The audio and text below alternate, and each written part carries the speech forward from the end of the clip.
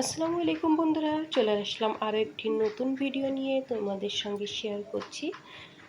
আমি আজকে প্রতিদিন রুটি না বানিয়ে কীভাবে একদিন রুটি বানিয়ে এক সপ্তাহ কিংবা 15 দিন যাবৎ খাওয়া যায় সে সিস্টেমটা তোমাদের সঙ্গে শেয়ার করব। আশা করি ভিডিওটি তোমাদের ভালো লাগবে, আর ভালো না লাগলেও কমেন্ট করে বলতে পারো।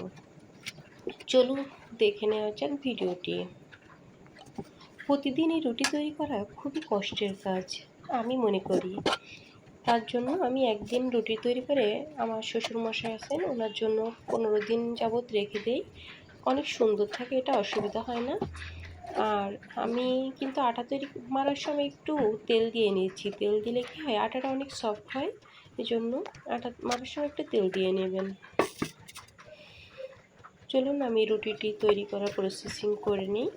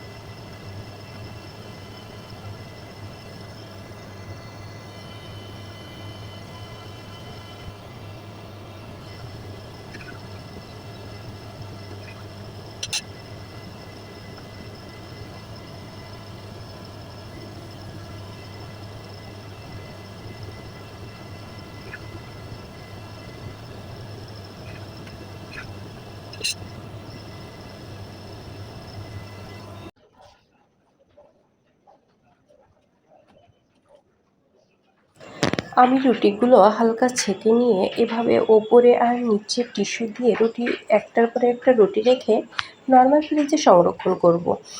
আর এই রুটিটা অনেক দিন ভালো থাকে। দেখেন আমি ওপরেও টিস্যু দিয়ে দিচ্ছি।